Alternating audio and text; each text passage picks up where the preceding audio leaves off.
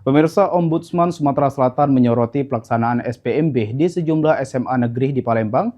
Temuan ini muncul setelah adanya dugaan penerimaan siswa melebihi kuota rombel yang ditetapkan, sehingga berpotensi membuat sekitar 320 siswa yang telah dinyatakan lulus seleksi tidak dapat terdaftar dalam sistem data pokok pendidikan atau Dapodik.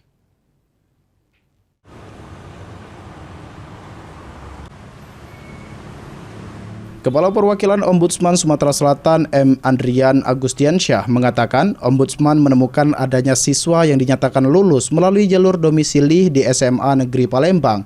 Namun alamat domisili yang bersangkutan diduga tidak sesuai dengan wilayah yang telah ditetapkan oleh Dinas Pendidikan Provinsi Sumatera Selatan.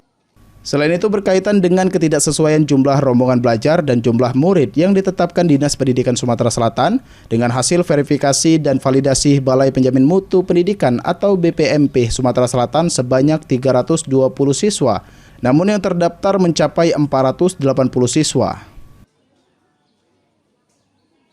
Beberapa hal dari surat penetapan jumlah rombel belajar yang sudah disahkan oleh BPMP Provinsi Sumatera Selatan itu berbeda dengan yang di-SK-kan oleh Kepala Dinas.